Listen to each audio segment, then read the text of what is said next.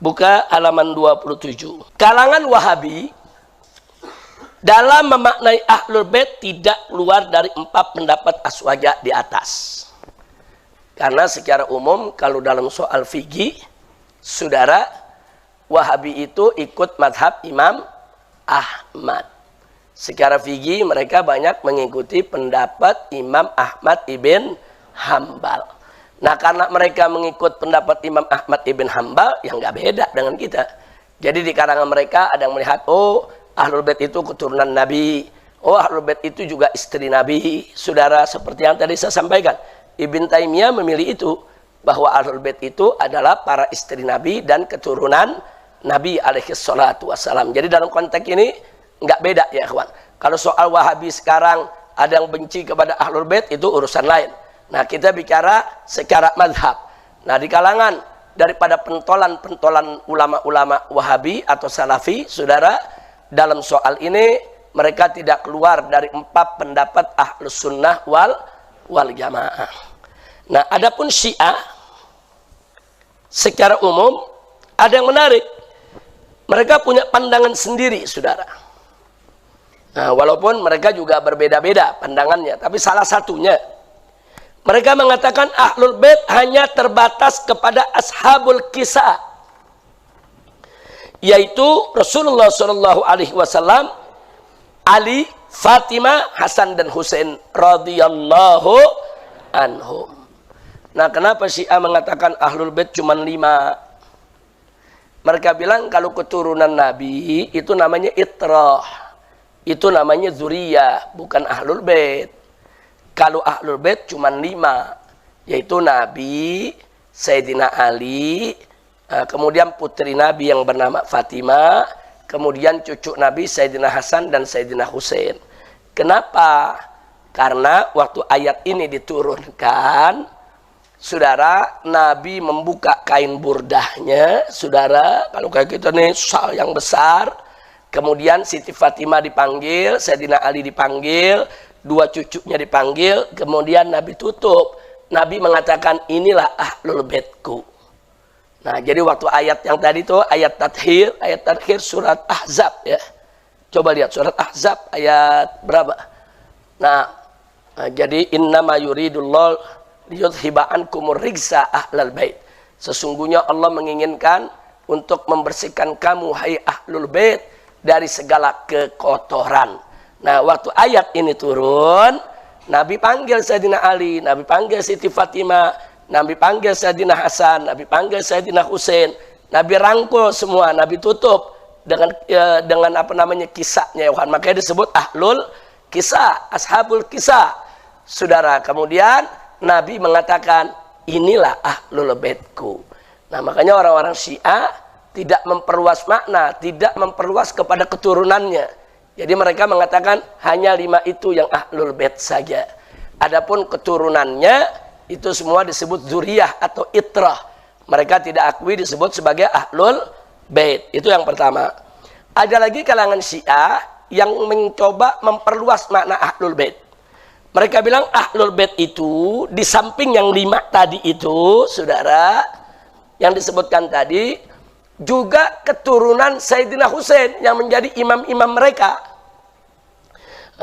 Di sini kita lihat imam 12, saudara. Jadi Syiah Imamiyah itu mengatakan bahwa yang menjadi Ahlul Bait itu Rasulullah SAW dan Siti Fatimah Zahra, saudara, berikut imam 12 mereka. Siapa itu imam 12 mereka? Pertama Sayyidina Ali, nah, kedua Sayyidina Hasan, yang ketiga Sayyidina Husain. Nah, yang keempat sampai ke-12 itu keturunan Sayyidina Husain semua. Yaitu di situ kita lihat ada Ali Zainal Abidin, Muhammad Al-Baqir, Ja'far Shadiq, Musa Al-Kazim, Ali Ar-Ridha, Muhammad Al-Jawad, Ali Al-Hadi, Hasan Al-Askari dan Muhammad Al-Mahdi radhiyallahu taala anhum. Jadi mereka bilang hanya ini Ahlul Bait. Selain ini dari keluarga Nabi, turunan Nabi tidak disebut Ahlul Bait, tapi disebut itrah. Nah, ini diantara 2 pendapat dari kalangan Syiah. Sebetulnya dari kalangan Syiah ada beberapa pendapat, tapi diantara 2 pendapat yang populer ini, Yang pertama, Ahlul Bait hanya Ashabul Kisah, cuma 5 orang. Yang kedua, Ahlul Bait Nabi dan Siti Fatimah ditambah 12 imam ya ikhwan. Hanya itu yang disebut Ahlul Bait. Jadi kalau ngikut pendapat Syiah, saudara, maka habaib yang ada di zaman sekarang ini bukan Ahlul Bait. Mereka cuma itrah, zuriyah. Tapi kalau ikut Ahlus Sunnah, saudara, keturunan Nabi yang ada saat ini Ahlul Bait semua. Nah, hanya saja tadi saya mencoba untuk membatasi kriteria Ahlul Bait untuk menjaga citra Ahlul Bait itu sendiri. Sebab nanti umat kebingungan. Oh, ini ada satu marga Habib tapi jadi pendeta. Bagaimana ceritanya? Katanya Ahlul Bait. Sudah ada protes-protes semacam itu, sudah ada. Makanya kita tandaskan. Enggak, walaupun dia turunan Nabi, kalau dia bukan Islam, dia bukan Ahlul Bait. Nah, jadi jangan kemudian ditarik-tarik untuk menjelekkan Ahlul Bait. Siapapun, saudara, kita bukan malaikat. Dari keturunan Nabi pun, saudara, ya ada yang tersesat jalan, ada yang jalannya lurus. Saudara, sama. Semua suku bangsa juga begitu. Mereka bukan malaikat. Ada yang baik, ada yang jelek, ada yang jahat. Saudara, ada yang baik, ada yang buruk, dan seterusnya. Baik. Selain yang tersebut di atas dalam pandangan Syiah, bukan Ahlul Bait. Untuk keturunan Nabi Sallallahu Alaihi Wasallam selain Ahlul Bait disebut zuriyah Nabi atau disebut ahli Nabi, saudara, atau disebut juga dengan istilah al-itrah. Jadi istilah al-itrah berlaku untuk seluruh Bani Hashim, sebagaimana dipaparkan Muhammad Husain bin Muhammad Al-Muzaffar melalui kitab Ats-Tsaqalain. Saudara, ini pandangan Syiah. Jadi Syiah membagi-bagi tuh, ada yang disebut zuriyah, disebut al, disebut itrah. Nah, itrah itu yang maknanya lebih luas ketimbang zuriyah dan ali. Kalau zuriyah hanya untuk keturunan aja. Kalau itrah itu mencakup daripada Bani Hashimnya. Baik. Terlepas dari semua perbedaan pendapat di atas, kalangan Aswaja sepakat bahwa semua keturunan Nabi alaihi salatu wassalam yang beragama Islam termasuk Ahlul Bait, apalagi yang beriman dan bertakwa serta berakhlakul karimah. Jadi kalau keturunan Nabi beragama Islam, bertakwa kepada Allah, soleh, beriman, berakhlakul karimah, udah nggak diragukan. Kalau itu adalah Ahlul Bait Nabi, saudara. Nah, inilah karakter khas Aswaja. Jadi kalau kita lihat tadi pendapat-pendapat Wahabi, pendapat-pendapat Syiah seputar daripada keluarga Nabi, saudara, ternyata Aswaja menunjukkan karakternya dalam pendapat. Apa karakter Aswaja? Iktidal, adil dalam menilai sesuatu, insaf, netral, saudara, nggak berat sebelah, tawassut, pertengahan, tidak terlalu ke kanan, tidak terlalu ke kiri, tawazun, seimbang, dan tasamuh, selalu toleransi. Nah, ini sekali lagi karakter Aswaja yang 5 ini perlu kita jaga, baik dalam berfatwa, dalam berpendapat, dalam berkata, dalam berbuat. Nah, ini karakter Aswaja selalu kita jaga. Makanya Aswaja dengan 5 karakter ini nggak gampang ngafirin orang, nggak gampang fitnah orang, nggak gampang untuk saudara menyesatkan daripada satu pendapat, kecuali kalau sudah betul-betul kufrun bawah atau yang dolalah mubinah, ya ikhwan. Baik, itulah pelajaran kita tentang Ahlul Bait Nabi. Nah, mudah-mudahan pelajaran ini manfaat buat kita semua. Silakan kalau ada yang punya pertanyaan. Silakan. Ya, yang belakang dulu. Mana mic-nya? Yang wireless silakan diberikan. Assalamualaikum warahmatullahi wabarakatuh. Waalaikumsalam warahmatullahi wabarakatuh. Saya Muhammad Fathur Rahman Mulyana.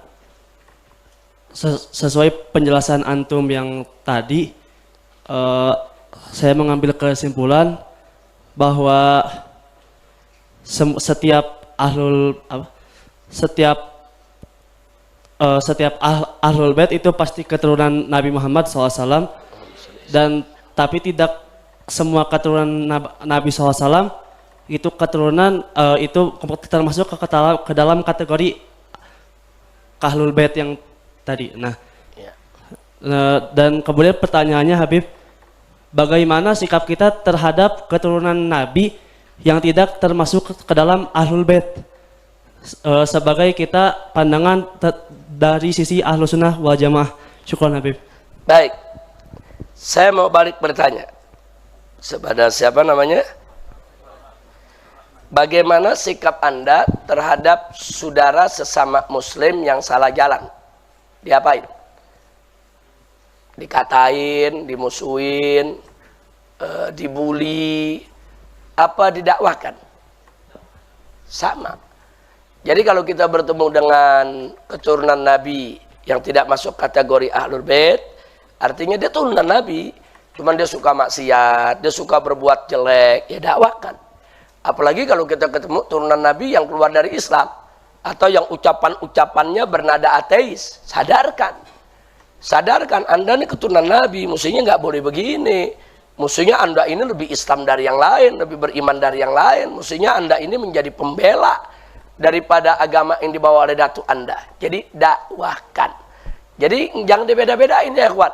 Mau keturunan Nabi, mau bukan keturunan Nabi, saudara sesama Muslim kita, kalau mereka itu berbuat salah, ya kita nasihati, kita dakwakan, kita luruskan, agar dia kembali ke jalan yang benar. Jelas ya?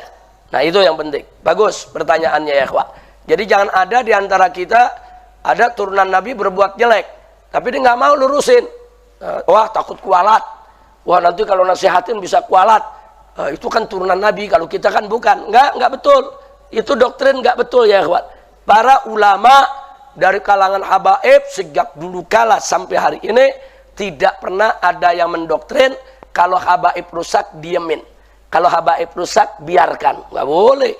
Nah justru kalau ada habaib yang rusak, lebih utama untuk kita selamatkan dia agar dia kembali ke jalan yang benar. Apalagi Nabi pernah bersabda dalam satu hadisnya, unsur akhaka zaliman au mazluman.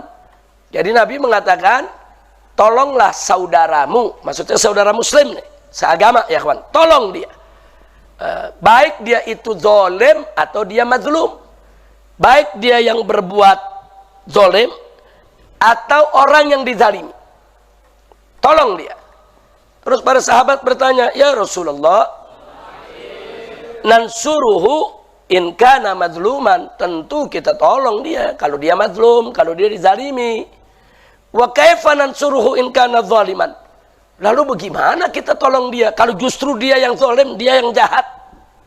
Apa jawab Nabi? Tahjuzhu an zulmi fadzalika nasruh, kau cegah dia dari kezalimannya, begitulah cara menolongnya. Jelas kan? Ini berlaku buat semua unsur akhaka.